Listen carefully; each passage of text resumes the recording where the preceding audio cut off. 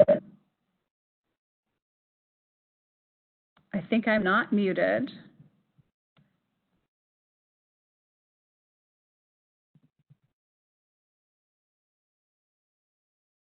Oh, okay. All right. Well, welcome everyone.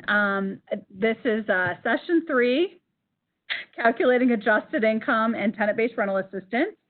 And this is as part of Pennsylvania's Department for Community and Economic Development.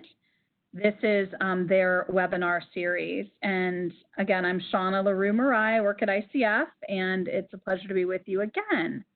And sorry, I was talking on mute, and I'm unmuted now. So we're going to go ahead and get started. You might remember that we always get started with Mentimeter. So I'm going to go ahead and share my screen, or share my the Chrome. I think you might need to make me the presenter if you haven't, Nicole.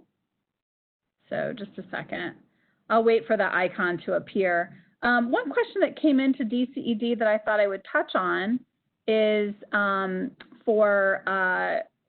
this was an example one of you brought to their attention of a couple that recently lost their jobs and they decided to cash in on their retirement.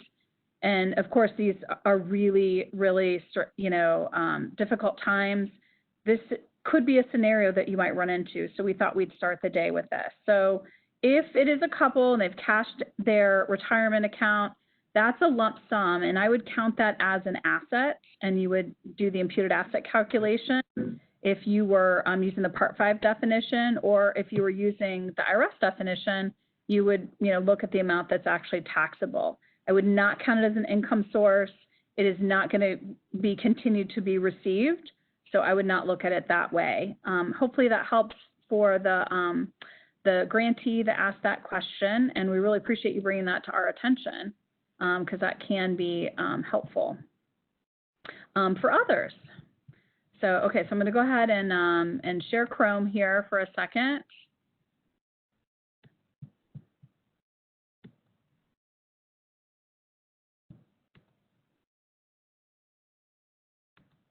Can you see my screen? Okay, usually I get notified that you can see my screen. So I guess I'll know you can see my screen if you, oh, there we go. Now I have the bar. Thank you. I have Mentimeter, and I love to learn all sorts of things about Pennsylvania. So let's go ahead and do this as our icebreaker today. I'm really interested in where you love to camp or hike. I know some of you are like, I don't camp, I don't hike, but really just think about, what you would recommend if somebody like me was in your state. And where would you tell me to go? And right now with social distancing, I just got back from my SUDA camping trip in Southern Ohio. I would like to know where you like to go. One small Pennsylvania fact about Shauna is that I actually was in utero in the Poconos because my parents, they lived in Indiana. They would meet their friends who were based in New Jersey.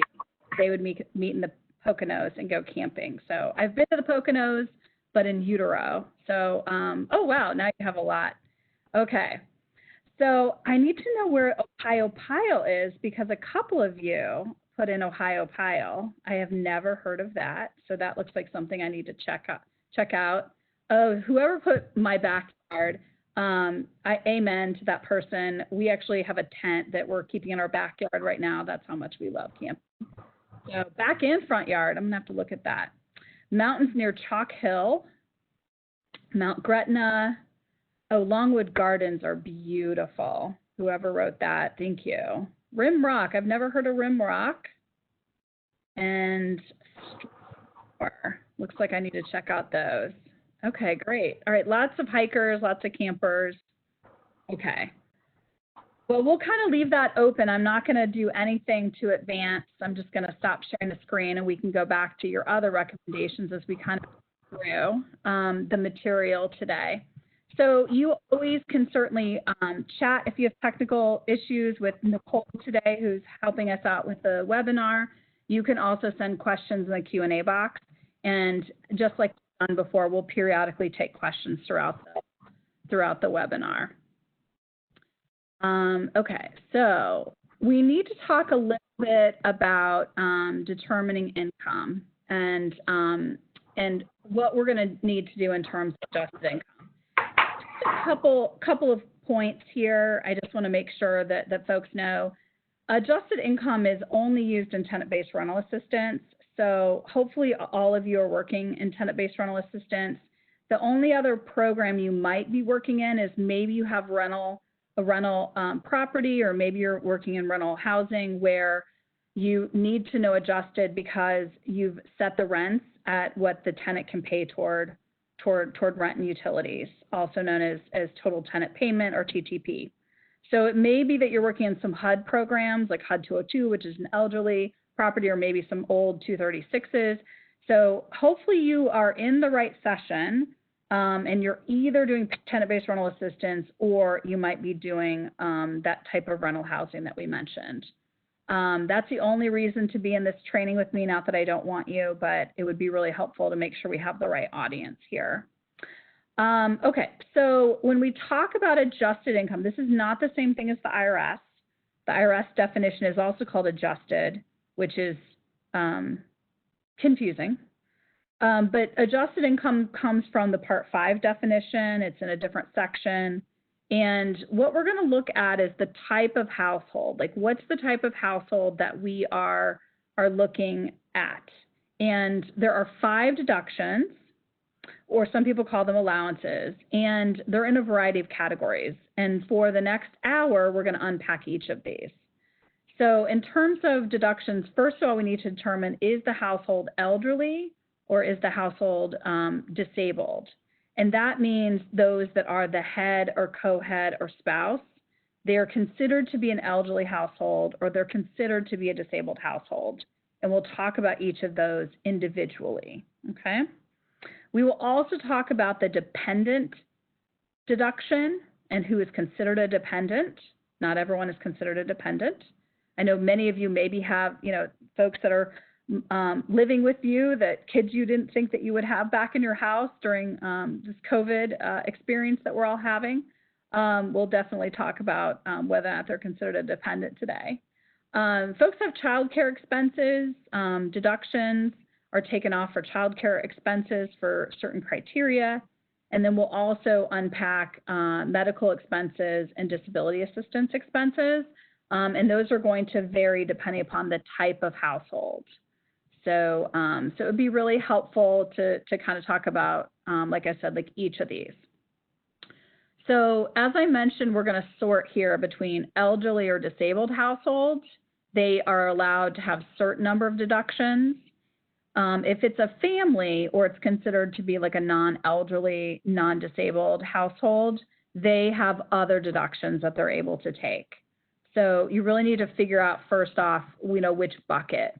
And, that's all good for a PowerPoint slide, but I know I like to cut to the chase. I really want to have a chart or something I can use as a job aid. This is something you could print out, put beside your desk. It might be really helpful. And what you can see here is all 5 deductions are available to elderly or disabled households. Family households, they're non-elderly, non-disabled household, they are only eligible for 3 of these, okay? So we're going to talk in detail about all of these, but this is a handy chart that can be helpful to you, and it's something I constantly go back to whenever somebody asks me a question. So maybe it's a mom and dad, and then they happen to have a son who's disabled. Well, it depends on how old the mom and dad are, because the son isn't typically considered the head of household or co-head of household, okay? The son, if he's disabled, then he's going to qualify for disability assistance expenses, for example, because the parents are not of age. They are not considered elderly or disabled. They're younger. So we'll kind of talk through each of these. I just want to give a quick example, and certainly if you have examples of households that you're serving for adjusted income, let us know in the questions box. So the first deduction is about an elderly or disabled household. So we are looking at a head, co-head, spouse, or sole member. They're 62 years of age or older, okay? And folks always ask me why 62. 62, the definition of elderly in the HUD regulations is 62. It's what we have in the consolidated plan. For those of you that participate in the consolidated plan, it is always what is considered to be elderly in HUD programs, okay? So they have to be at that particular age. You obviously have a good process for documenting the age of your applicant. So that's usually pretty easy to document. For somebody who is a disabled household, so it's either the head, the co-head, the spouse, or sole member, they're a person that meets the Social Security definition of a disabled person, okay? So they receive Social Security disability. That would be an easy way to document, but it meets Social Security's definition of disabled, okay? And depending upon the household, elderly disabled households, they're entitled to $400 per household. It's not $800 if they meet both elderly and disabled. It's just one amount of $400. And then finally, non-elderly, non-disabled households, they are not eligible for this allowance. Again, we know that because our handy chart, we can see we are not eligible. We do not have a button beside that, okay? Okay, so that's the first deduction that I wanted to quickly talk about. Kimberly, just let me know if any questions come in about that particular household, deduction. In terms of dependents, so we have, many families that we're serving, and we have households that have dependents. So they are any of the following folks that might be living with the head of household. So they're under the age of 18, okay? It could be somebody who's in high school, or it could be somebody who's much younger, or they could be disabled of any age. So any age of a person that's disabled, like I think I mentioned last time, my sister, if she, for whatever reason, left her nursing home and lived with my parents, for example, she would be considered a dependent, and she's 49, okay? Or it could be a full-time student of any age. So for all of those, we usually have on our application how old our applicants and their household members are. We usually have documentation for disabled. I mean, it could be that they receive Social Security disability, or something like that, or it could be that they have, doctor information that says that the person is disabled. I mean, there's a couple different ways. I think I mentioned on the last conversation that, it took 4 years for my sister to be considered by Social Security to be disabled. So always helpful to have the Social Security disability as your documentation. Okay, so full-time student of any age, you document that they're a full-time student. You get some sort of transcript or something that says, this is full-time for the university or college. All of those things would be helpful. So that was dependent. So the next one is about child care.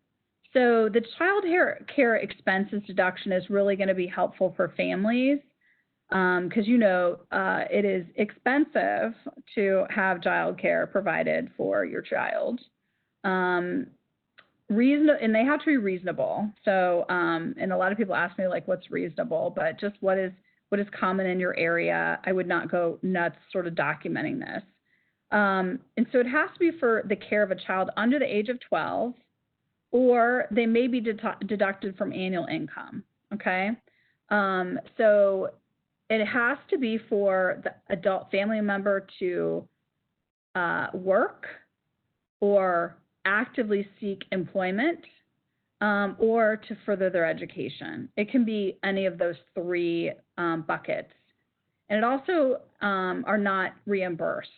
And so it's usually what you would look at in terms of comparing the child care amount. It has to be greater than somebody who's actually working in order to count the amount of child care expenses. So let me just pause here and make sure that I have my notes here. You should make sure that you identify the child care provider, okay? So it's the children that are cared for, who is enabled to work, okay? And then demonstrate no other household member is available to care for the child, and identify the child care provider, and then documentation of costs, okay?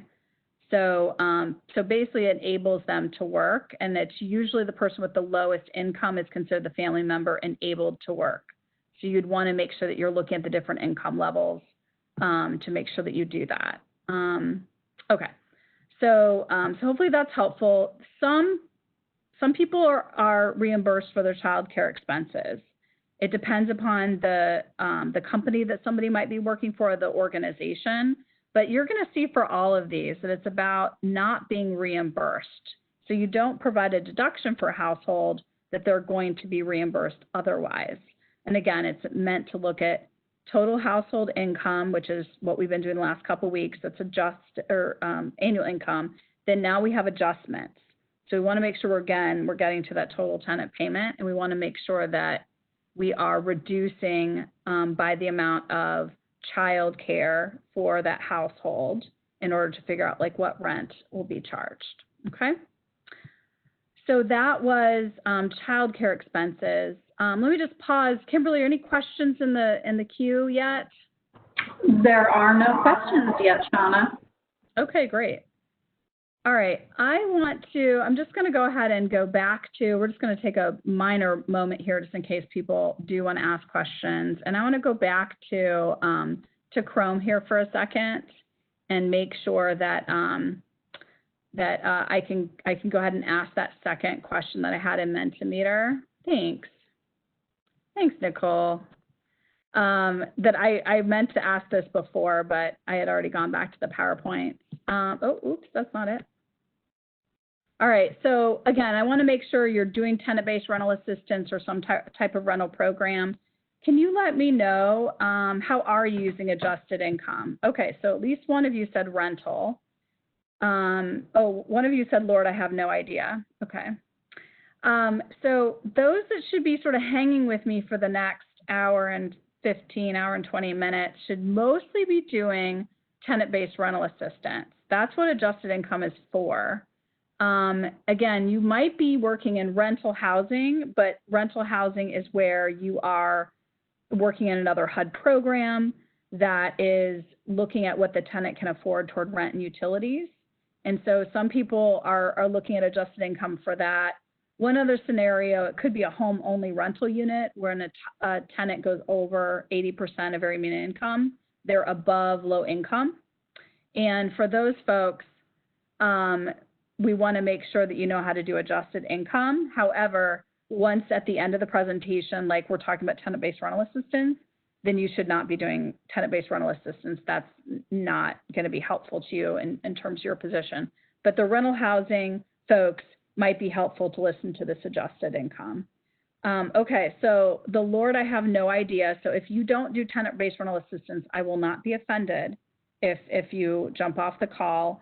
The relocation folks, let's chat a little bit more. The calculator that I'm going to show does not like jump into relocation, but happy to provide some resources to you folks and or put you in touch with some folks that do relocation. But adjusted income is helpful for Uniform Relocation Act, that type of thing.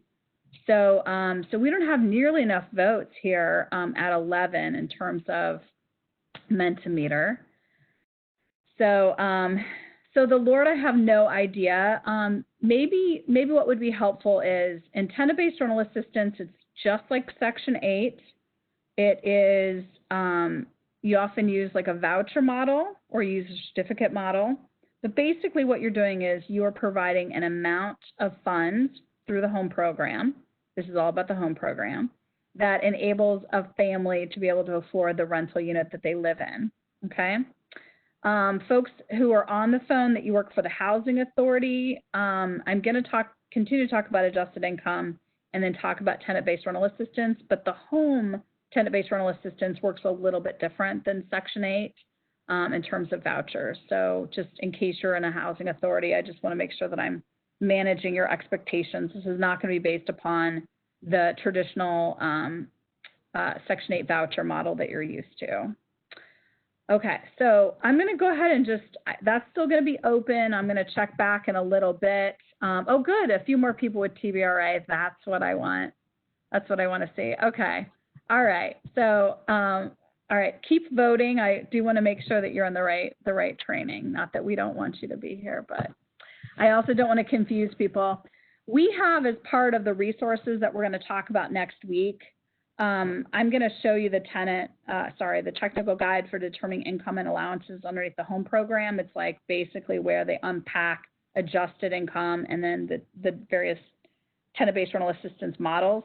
I didn't show you guys last week because we thought that would be a little confusing because the annual income section is so different. We have, for gross annual income, you might remember that I gave you a HUD exchange resource to gather the income inclusions and exclusions. I also showed you what the tax form looks like today, and that's fundamentally different than the tax form that's in the booklet. So anyway, so at the end of these deductions, I'll go ahead and walk through the technical guide, but I'm going to focus on what adjusted income is there and then also tenant-based rental assistance. Okay.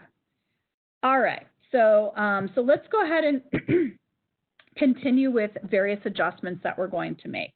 And remember that we have our chart, and we need to keep in mind medical expenses are only for elderly or disabled households, and they can claim as a deduction anything that's in excess of 3% of annual income, okay?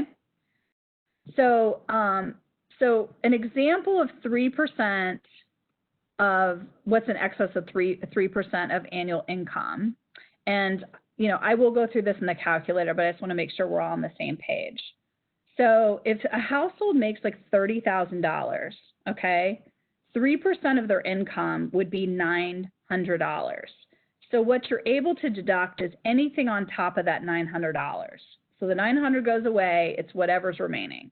So if they have $3,000 in medical expenses, then $2,100 would be allowed to be deducted because the $3,000 minus the $900, you would get $2,100.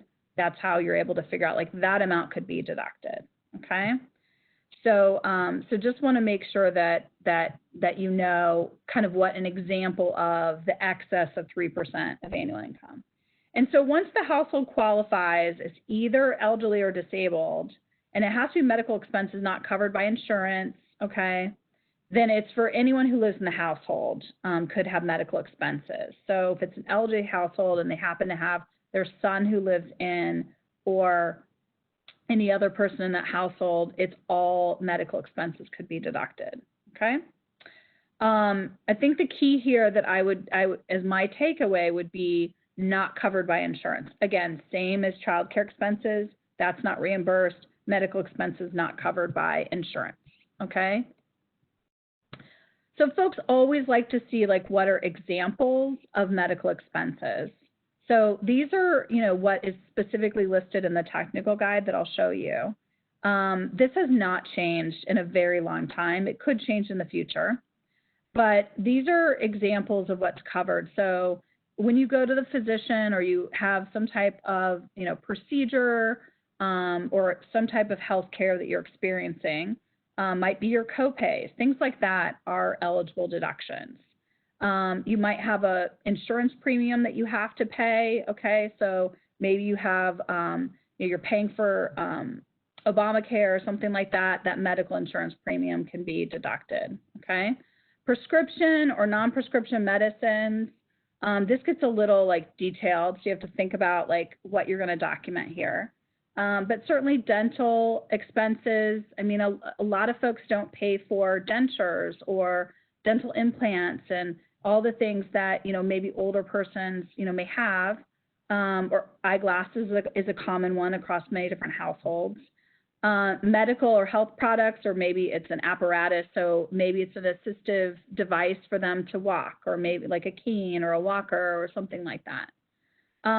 Those of you working in special needs housing may have, you know, again, we're talking about tenant-based rental assistance for the most part, but maybe your TBRA program is designed for those who are disabled or elderly and they have a live-in caregiver, so a live-in aide or maybe it's somebody who visits them once a week or something like that.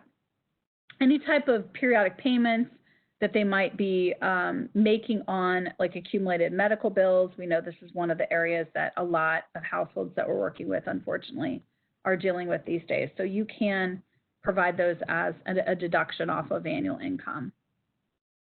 So that was medical expenses. Anything come in? Kimberly, I'm going to check my notes, make sure I didn't miss anything here. There are still no questions. Okay, great.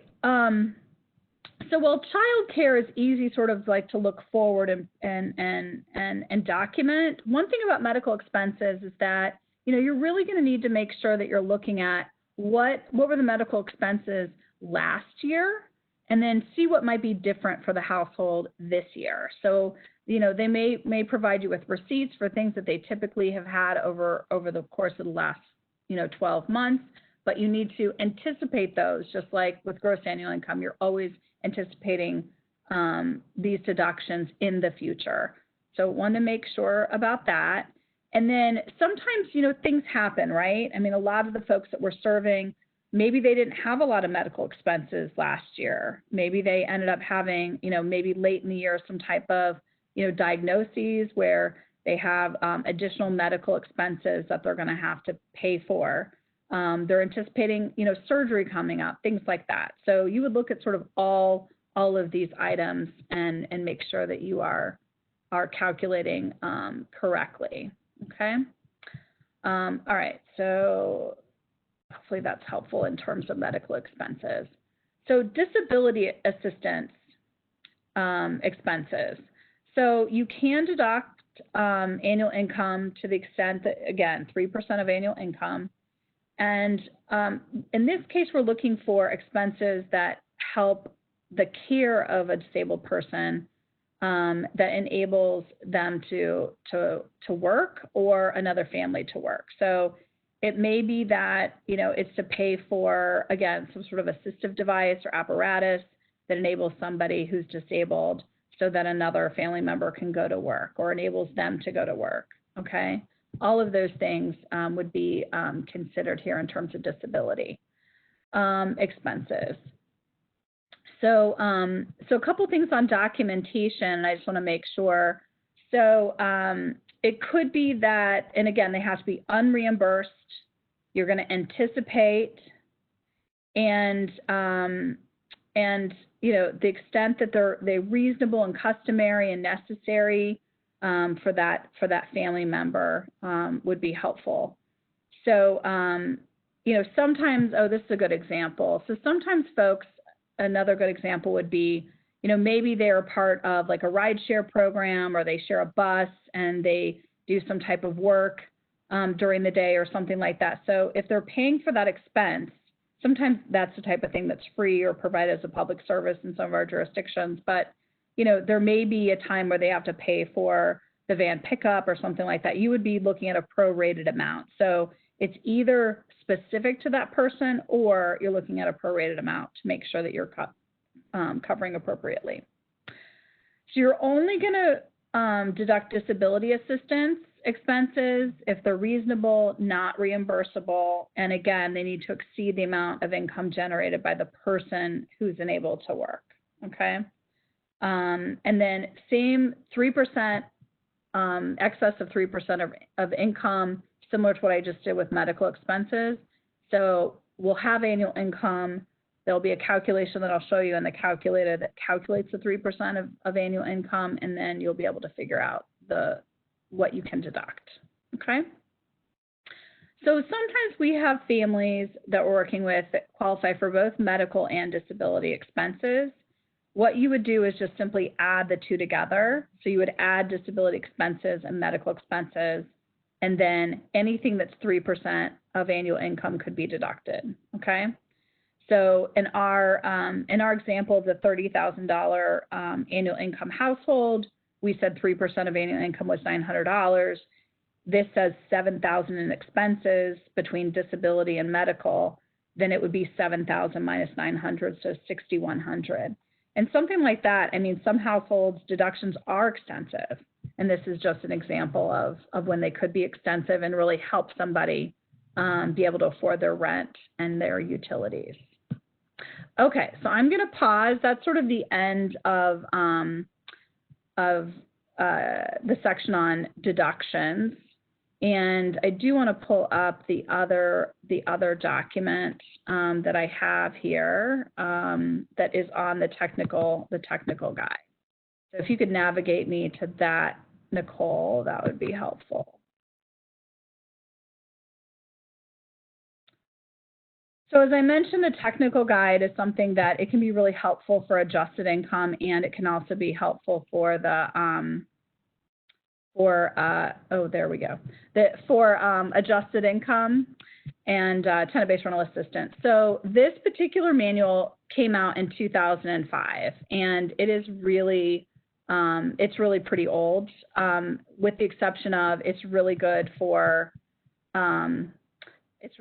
those two things. It's like the first page. All right, I will do this a different way. We're going to go back to Chrome, and I'm going to go to the HUD Exchange.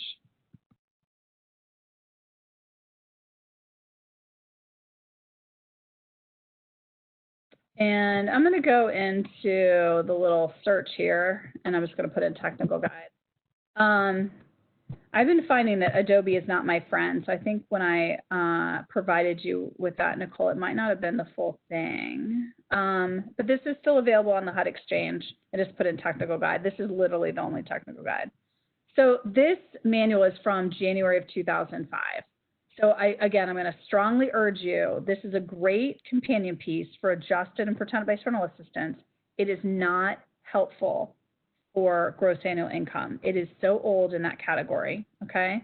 So just keep that in mind. But there's a whole part of this manual that is on adjusted income that I wanted to point out to you, and then also this calculated assistance amount. So if we go down to Chapter 4, which is adjusted income, there are some helpful draft calculations and things like that. I linked to this in the material that I'm going to go over tomorrow in our closeout session, but I just wanted to make sure that you knew that literally half of this manual is on adjusted income and the two different types of tenant-based rental assistance. Lots of great information here that can help you in terms of some general rules of thumb, and then goes through some example scenarios. I want to make sure that you saw that. And then we'll go through a little bit on tenant-based rental assistance. For those of you that are doing tenant-based rental assistance, there's several examples in here. For tenant-based rental assistance,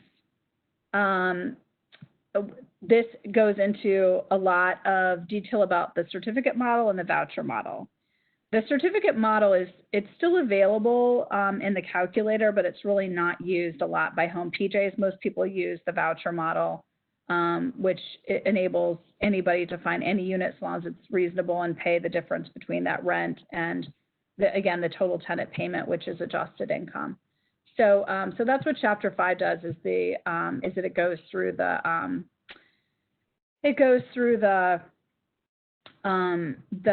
different options that are available to you, and can be really, really helpful. So just want to make sure that I showed you that and kind of pointed out that it can be a very helpful manual to you, so long as you don't use it for gross annual income.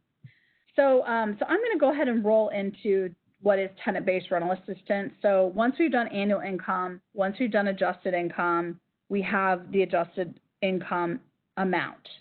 So for the household, and then we're like, so what do you do with that?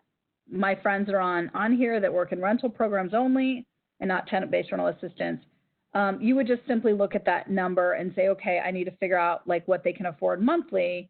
I'm just going to divide that by 12 and multiply times 30% to figure out what 30% of their monthly adjusted gross income is, and that's what they should pay toward rent and utilities. That's been the common threshold that we've had for eons.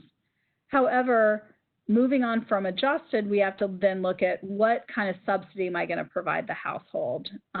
So in terms of what is tenant-based rental assistance, so it's a rent subsidy program. This says participating jurisdiction, or you as the grantee. You can use it to help individuals afford their housing costs, so their rent, utilities, and it must be tenant paid. You can also use it for security deposits or utility deposits, okay?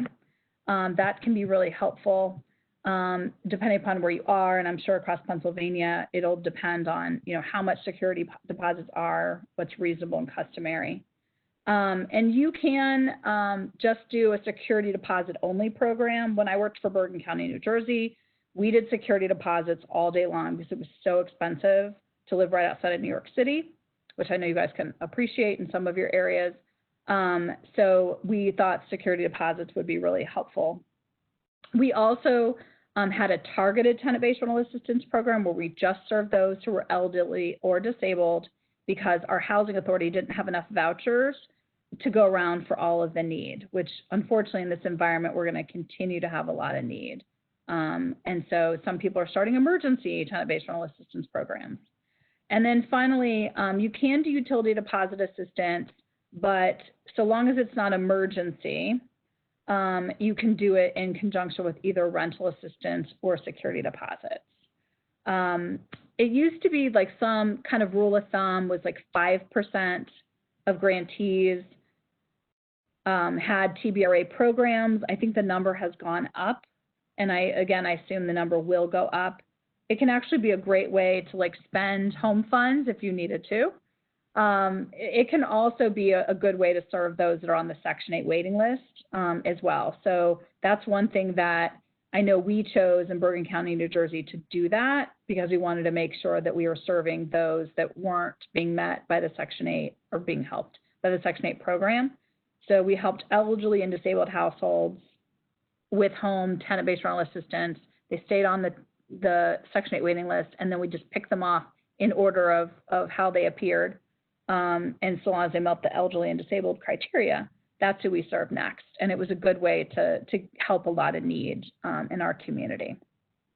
And I should say that, and I didn't mention this before, but Bergen County is like the 5th largest urban county in the country. Their program is larger than some states. We got 13 million in CDBG and 8 million in home at the time I worked for them, which I think is comparable to today's numbers. Since we went down in our allocations, now we're back up again. Okay, so it's also a good way not just to serve people that need it, but also there's a variety of design options. I mentioned that I had one that we managed that was elderly and disabled, but basically you can kind of fit what works for you. Sometimes people wanted to do family self-sufficiency programs. Sometimes that was really helpful to them, where they wanted to serve families that had, goals in terms of education or finding a job, like all the things that go through a family self-sufficiency program were helpful. They received housing counseling, which can be very helpful to them in terms of how to afford, the rent that they're being charged, or maybe they've got credit issues and they want to solve credit issues through some type of credit counseling. But FSS is one that's been really helpful. Sometimes people have designed TBRA programs for those that may be, formerly homeless individuals, where they just want to make sure that they're getting them into a rental situation that is, helpful to their situation. So it can't be used for shelters, all right? It has to be used for permanent housing, but it could be like some type of transitional housing in your area. Maybe they have some type of disability, or maybe they have some specific medical needs that could be served through that transitional housing. Maybe it's somebody who's experiencing domestic violence. There's many different ways. TBRA is one of those in the home program that you can really fit the need of your community and design what makes sense. You just have to have somebody who's an administrator that can do all these calculations. It is very cost effective. So if I worked in a community that I didn't need more rental housing, I had enough rental housing, which you may have that in some of your communities in Pennsylvania, sometimes tenant-based rental assistance makes sense because people just can't afford their rent. I have the stock, I just don't have the subsidy. So this creates a subsidy that the tenant can also take it to any landlord that accepts rental assistance like this type. That can be also really helpful. Let's see. it is a little bit easier to manage. And again, housing authorities, what we did is we gave our funds to the housing authority. They managed this for us. So it just made, the whole thing was made super, super easy for them. As I mentioned, there are two models, Section 8 Housing Choice Voucher, certificate, or it could be one based on local market conditions. So I'm going to show you the voucher and show you the certificate model in the calculator after we take our break at the end of the hour. But just a couple of things here, particularly if I do have anyone who works for a housing authority. So the way that the calculator is built and also the way the technical guide is described is that tenants pay more, they can pay more or less of 30% of their adjusted monthly gross income for rent and utilities, depending upon the unit that they choose. They have a choice. It's not capped. They can pay 40% of their income toward rent and utilities. They can pay, you know, any amount. It's you decide how you run your program. Certificate, it's capped at 30%. So the tenant's only going to pay 30% of their income, and they may have a unit that, so long as it meets your rent standard, is acceptable in your community, et cetera, then that's what's done. It's not typically seen with home. Home removed the certificate model back in 2013 with the home final rule, so you may not see a lot of certificate programs out there, but I think it's still in the calculator because some people still use it. And then finally, the one based upon local market conditions could be that, you know, we can only afford to give everyone $200. And so that's what we're going to do in order to get more money out the door to help more people. We have seen that as a model. You just have to demonstrate that everyone needs like the $200. Okay. Oh, sorry. One note about this Section 8 Housing Choice Voucher. I gave the example of 40%. If you're at a housing authority, you're capped at 40% for the voucher method. When I show you the calculator, just know we do not cap at 40%. So you could pay more than 40% if you use the calculator. We built it for the home voucher method, not for public housing. And most housing authorities, you have your own software, you have your own way in which to do your calculations. So I just encourage you, don't use our calculator, use yours, so long as DCED and your funders are okay with that. Okay. Because I don't want you to be confused, because I don't want you to think that, you know, of course, no one should be paying more than 40%. I just want to let you know that that's not how we built the calculator, because that's a lot of funds that the tenant household would pay toward rent and utilities, and we don't want to make anyone cost burden, so it would be rare that it would be above 40%.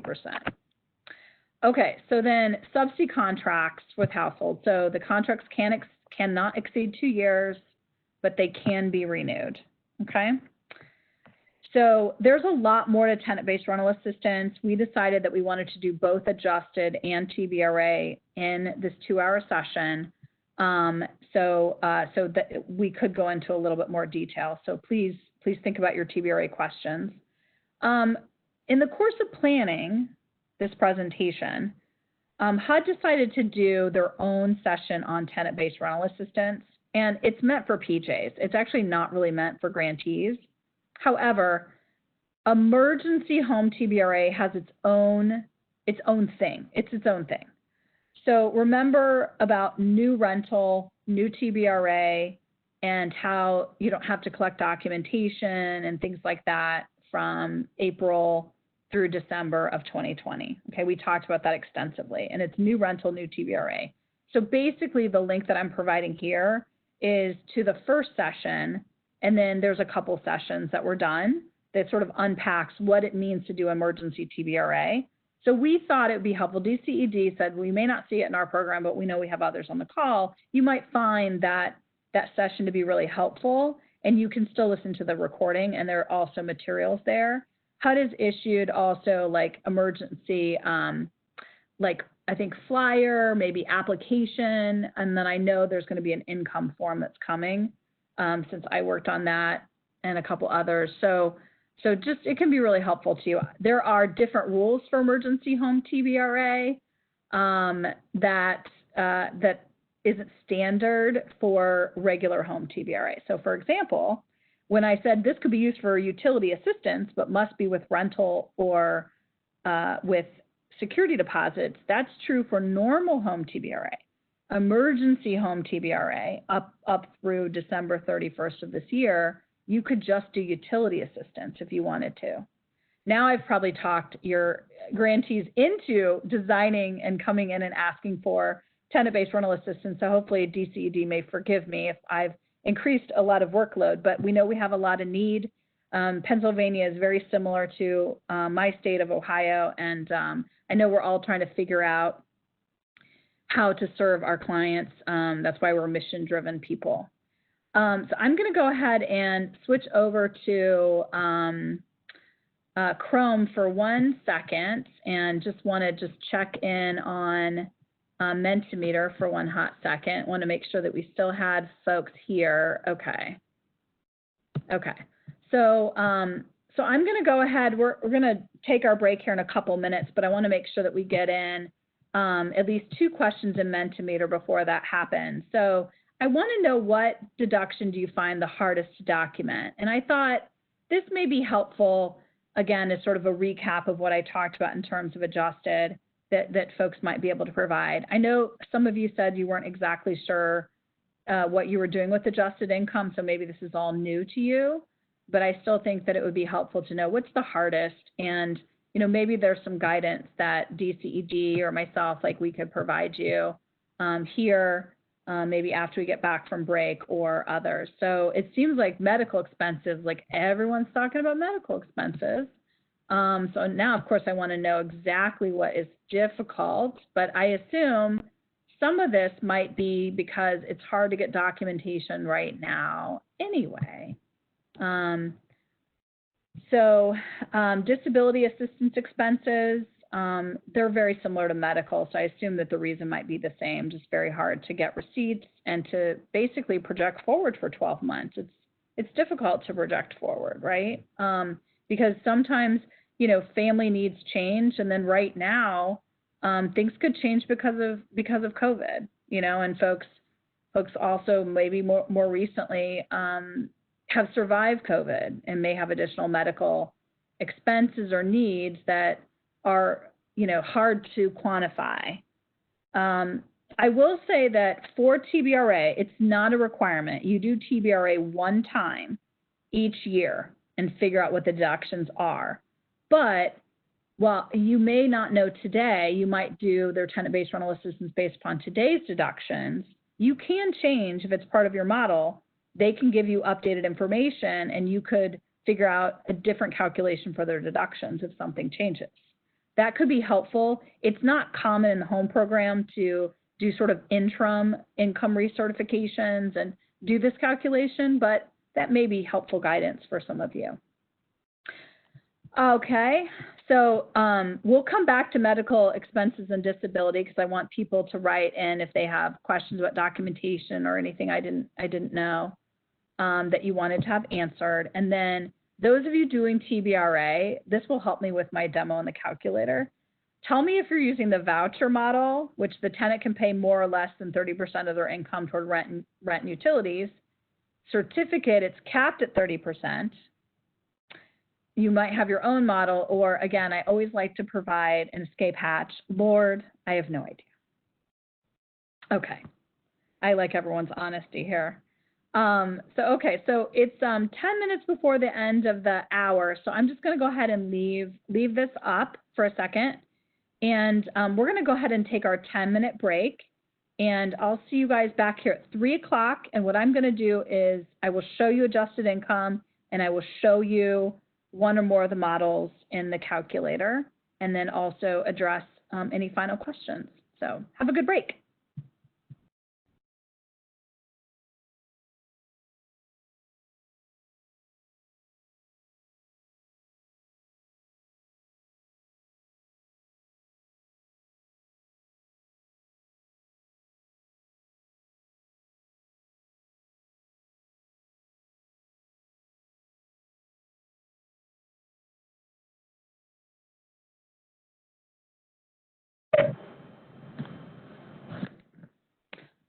Okay, welcome back, everyone.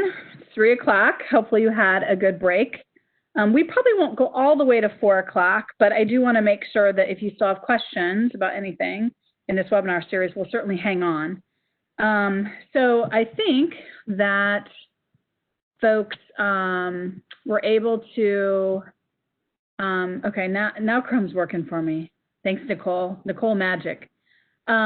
Most of you, say that you don't know which model you're using, which is fine.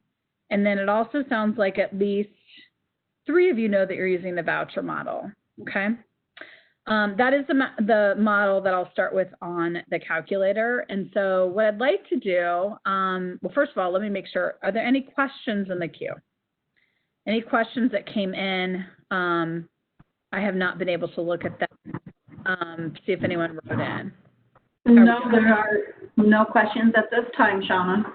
Okay, thanks. Thank you. Yeah. Okay, so so we'll go ahead and we will walk through the calculator just like we did last time. But I'm going to show you the two other things that we should be talking about, which is adjusted income and tenant-based rental assistance. So just like last time when we got into the calculator, I went to My HUD Exchange. You could also use the magnifying glass and type in income calculator. This is the only income calculator. So I like to go to My HUD Exchange and go to the calculator. Well, things are moving slowly today. I can slow down my speech to match, I guess. Okay, so hopefully this looks familiar. You guys saw this a week ago. We talked through what the calculator is used for and all the programs. So one thing that's happened that I wanted to make sure that folks are aware of, we are going to go live with new income limits well, actually tomorrow. So July 1st. So this is the message that you'll see today, because we still have 2019, but tomorrow, or actually overnight, the switch will be flipped and it'll be 2020. So if you have not, if you're using the calculator and you still have calculations in here for CDBG or for home, this is your time to go ahead and save those calculations. And remember, you can save your calculations by creating a PDF. You have to go into each of your beneficiary IDs and create a PDF, okay? You can also do some cleanup for yourself. You could also delete if you wanted to. But there's many different ways to sort of manage your dashboard, but all of the households in your dashboard as of tonight will have 2020 income limits there, and that's what they'll be used for. If that's your intent, that's fine, but if it's not your intent, somebody that you've already, maybe you provide them with home rehabilitation assistance, or maybe, you provide them with rental, make sure that you make that PDF today, okay? So I'm just going to go ahead and do like a quick calculation. I'm going to choose tenant-based rental assistance, and hopefully this will look familiar to folks. I'm going to call this DCED 4. And I'm going to say I don't have a case study for this. I decided that we wouldn't do specific case studies. I think we can do like a typical scenario that I have seen in my monitoring and what we used to do when I worked for Bergen County. So I'm just going to go ahead and put in, there are three folks here in the household. So many of you probably saw this screen before, and I mentioned that some of these categories are helpful for adjusted income. So I'm also going to indicate that household member A is also 62 years of age and older, and I'm also going to say that the household member B is also 62 years of age and older, okay? I don't want to mix this up too much because we want to kind of take each of these scenarios, if you want me to do a couple kind of, side by side here. So, so we're going to find the great state of Pennsylvania, the keystone state. We're going to choose Allentown, Bethlehem, because that's what we keep using. And we're going to say that for your tenant-based rental assistance program, and I should have mentioned this, but usually you limit who participates Usually it's far below 80%. So when we ran our program, it was below 50% of area median income. I know a lot of states out there that limit it to 30% income limit, particularly because it's rental assistance, and you want to serve those that, you know, really need to be served by your funds, okay? They have not been determined to be income eligible in the past, so I'm going to select no. And then always when we're doing tenant-based rental assistance, you're always going to do Part 5 because annual income, adjusted income, everything in tenant-based rental system is all the Part 5 definition. And then I know I'm going to put the 0.06% for the passbook rate, as we talked about. That's how we're going to, you know, treat our assets that are more than $5,000. I'm going to choose the short form just because I want to get you to adjusted income and tenant-based rental assistance. So I'm going to hit continue, and I chose the short form. So we're going to say that they do have some assets, like they may have like a savings account, and maybe they have $10,000, and then maybe, you know, it earned like 10 cents last year. Whoops, I didn't mean to do that. Sorry. And then maybe for this person, because they're elderly, maybe they have some type of Social Security. So we're just going to call it Social Security, and we're going to say maybe they earn like, you know, $25,000 in Social Security. Okay. And then I'm going to, that was A. And then for B, I'm just going to choose B. And, you know, maybe they have, let's see, maybe they have some type of pension fund.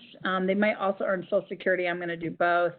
So maybe they have, maybe they worked for the railroad and they have some pension funds. So maybe they receive like $10,000 a year from their railroad pension funds. So, and let's see. Funds are really hard to figure out the actual income from assets, so I usually don't. That's one of the common questions that I receive. So that might be they're not tapping that asset. They're elderly, but they're not tapping that asset. That's why it's an asset. Maybe it's something that could be used for like a funeral trust later or something like that. So we're also going to put SSA for this person, and maybe it's maybe theirs is, let's see, maybe it's like annual amount, maybe it's like $10,000. Okay. Now I'm sitting there thinking, don't make them over income. For C, let's assume they have no income, okay, just to keep things kind of simple. Now, hopefully I didn't make them over income. I didn't do that last time, but maybe that would be a good thing for the trainer to do today. Export to PDF, this is what I mentioned that you might want to do for your dashboard. Again, before tomorrow it flips the switch. Okay, did I make them over income? Oh, thank goodness. Whew. Oh, I barely kept it under. Oh, okay. So they're below. So same thing that we talked about last week. I mean, it totals up Social Security because it's gross amount of Social Security for Part 5. And then for their assets, which we won't look at when we get to deductions, but I just want to quickly show you. I guess I made both of them $10,000. So what it did was it looked at the $20,000 and then took the passbook rate, the 0.06%, sorry, passbook rate, 0.06% times that 20,000 is how we got the $12. And then it's going to compare 10 cents to $12 and take the greater of the two, and that's why you see the $12 down here, okay? Okay, so then we definitely want to continue to adjusted income. So this is the part that you can follow along on the left-hand side. We just did annual, now we're doing adjusted. And you'll see for home, you will see these two categories, like no matter what, even if it's like you choose homeowner rehabilitation. But we're doing adjusted income, so I just wanted you to know in case you need to hop back and look at something. So are there any dependents in the household? Let's assume that maybe C, household member C, maybe they are a disabled son or something like that. He probably has income, but just, again, go with me here. So they asked about dependents. They asked about child care. And so no child care. And then they're going to ask about disability expenses. So maybe for their son's disability expenses, maybe he has, I'm in love with like $10,000. Obviously, let's make it 9,000, okay? And then see where it asks which household member isn't able to work or to further her education, things like that. So, so we're going to choose B, okay? This is 9,000. It's going to help the person who earns $10,000, okay? And then medical expenses. So we just did 9,000. Let's do 1,000, just so we see like what is 10,000 in adjustments. Like what does that look like? So I'm going to hit continue. And then they didn't need to ask about elderly, right? Because we already know it's an elderly household, okay? And what this form does, it's very similar to the annual income form. You can export to PDF, and they can sign just like the income certification form. But it's going to start with adjusted income, or sorry, annual income here. And then it's going to take off each of the deductions. So we said that there was one person who was a dependent, so that's $480. So and that's for household member C. And then we also said that we would go ahead and put in disability expenses, okay, of 9,000. We also had $1,000 in medical, okay? And the way the calculator works is it's going to go ahead and look at what is 3% of annual income. So this was 0.03% times 35,000 gets us to the 1,000 that's here, okay? And then that's like the difference between 9,000 and 3%. So you could deduct this $7,949.64. Okay, and then it's going to do the same thing with the medical expenses. Because you've already done 3% of income, you don't need to do that again. So it's going to take off 1,000, which is what this says, and it's also going to take off 400 for an elderly household.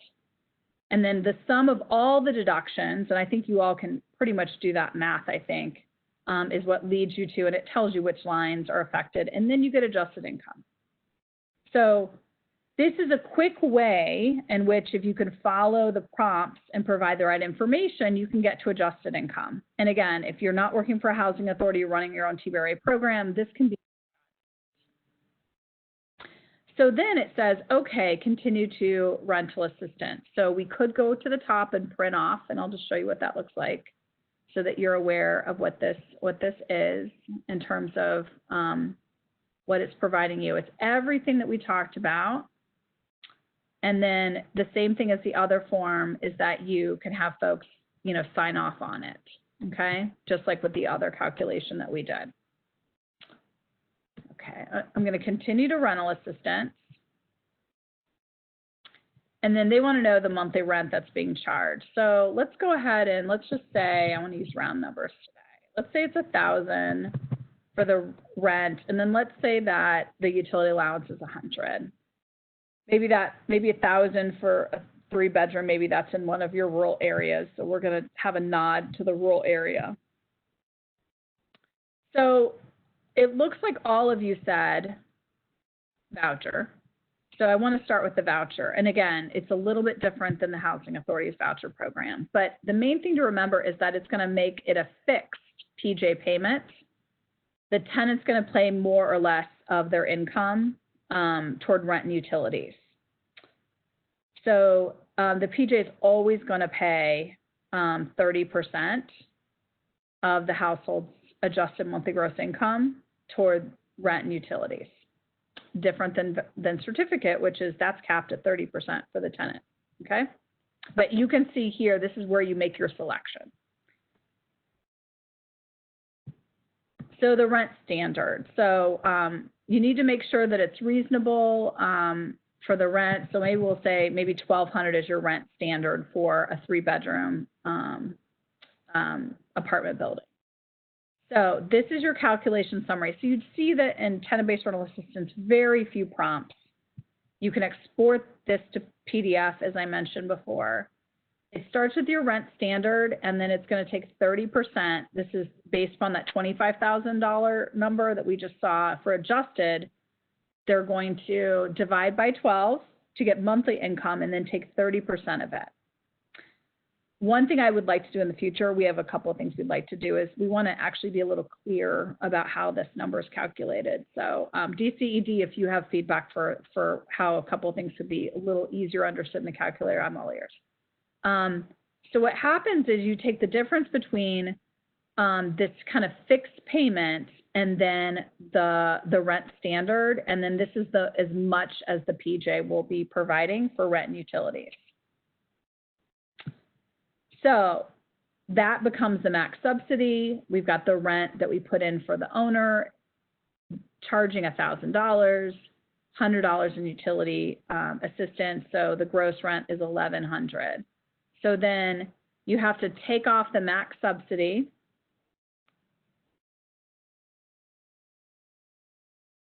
That's provided to figure out what the tenant will actually pay toward the owner. Okay, so it's just that the difference between 1,100 and 529.56 is 570.44. I know that it goes ahead and includes like what's 10% of monthly annual income. It does a couple more calculations that we really didn't cover as a part of this training, but this is, you know, primarily how it works in terms of the voucher model as a housing authority does, with the exception of the max being 40%. So this is what the PJ will pay to the owner, and the household will pay $429.56. And if we were in a classroom, I would ask you, is this more or less than 30% of their monthly gross income? And hopefully you remember it's less. So they're actually getting a bargain, and they're paying less than kind of an affordable, you know, amount, you know, for this particular unit. Maybe they're a good shopper. They just found a good unit. We didn't really talk about the payment standard because I didn't have a slide on that, but everyone who runs a TBRA program will have a payment standard, and that payment standard is like a rent reasonableness test. It's not really used in certificate, but it is used in the voucher model because you need to have something that you have as part of your calculation that will set the fixed PJ or fixed grantee limit. So remember, this is where the grantee is going to pay $570.44 no matter what unit is chosen, okay? And that's because you have a rent standard, in this case for a 3-bedroom, and then this household income of $629. Like, that's always going to stay the same. Their 30% of their monthly adjusted income is going to stay the same. Okay, so this is the model that literally everyone uses. And I think it's partly because the housing authority runs their programs, but also it is the ability to give the tenant a lot of choice, because you can have a reasonable rent standard that can give a lot of flexibility and marketability, frankly, to their voucher that they're holding, so they can find a unit in an area that has good schools, near transportation, you know, lines, near workplaces, et cetera. It just gives the client much more choice.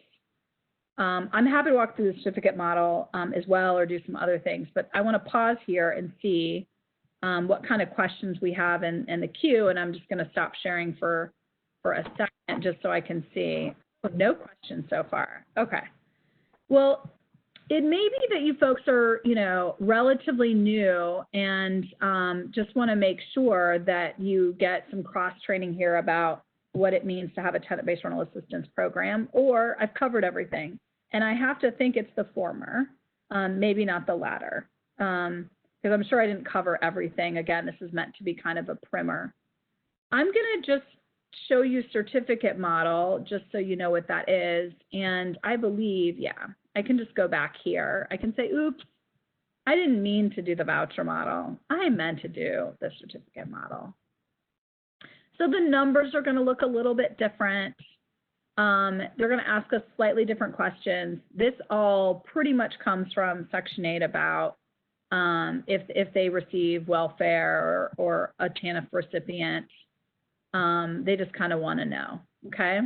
So because we'd already put in the information, so what it does here is it's going to start with what 30% of their monthly adjusted income is for this household, which is that $629.56 that we just talked about. And then it's going to include the rent that was charged, the utility allowance, and sorry, that's tenant paid utilities. So you guys know tenant paid utilities are electric, gas, water, trash removal. It doesn't include things like telephone, cable, etc. if people have cable anymore. Doesn't include dish. You guys may have that in some of your rural areas.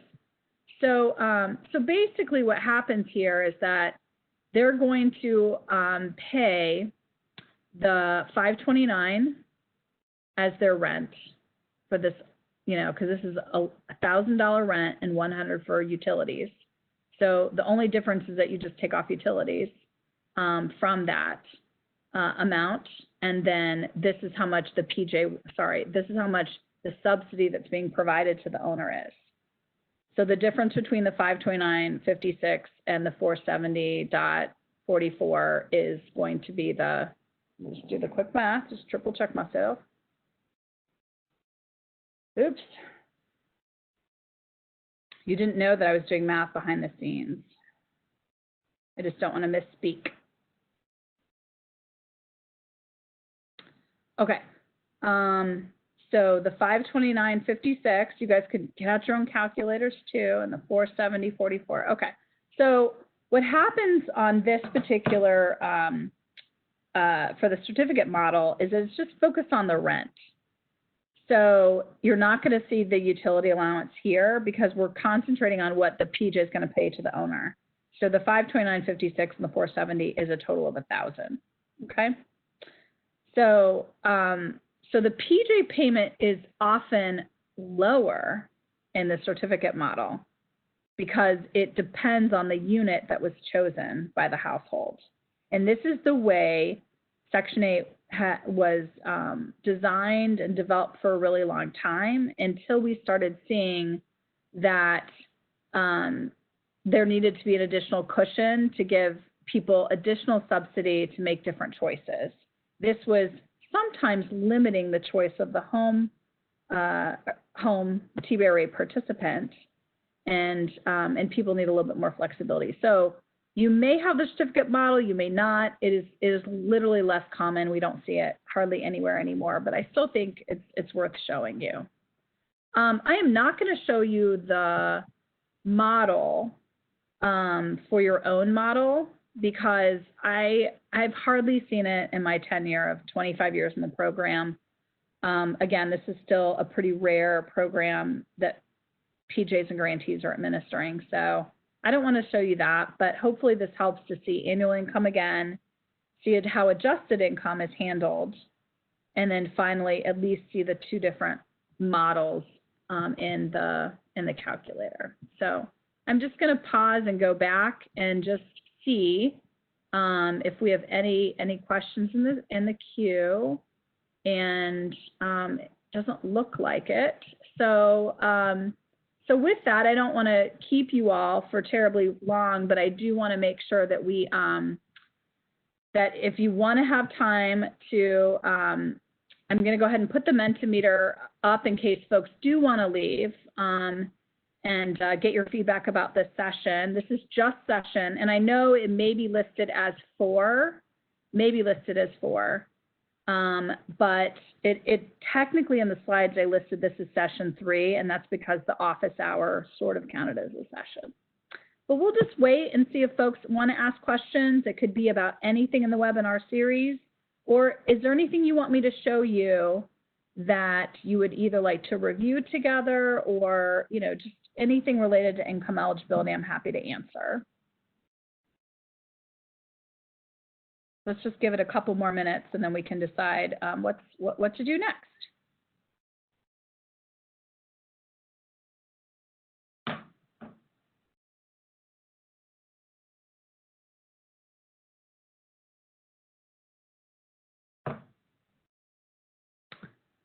Do you see any questions in the chat box or in the queue, Kimberly, or folks on DCED? Anything else coming in? People have questions? I do not see any questions at all in the chat or in the Q&A. Okay. All right. Well, that being said, I don't want to keep folks today. We will be talking to you tomorrow for our final presentation. And please bring any questions at all from the opening session on income basics, the definitions that we went over last week, where we went through Part 5 as well as 1040.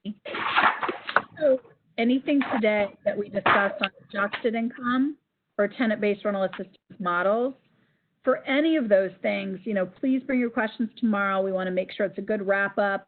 Also bring ideas for what you're planning to do in your programs. There will be an open-ended Mentimeter question where I want you to tell me, like, what are you planning to do? What's on your to-do list? And your ideas may give others ideas across the state of Pennsylvania. So anybody sneak in anything else into the box today? No, they have not. Okay. All right. Well, thank you, Kimberly and Nicole, for your assistance today. And we'll look forward to talking to you all tomorrow at the webinar session. Have a good rest of your day.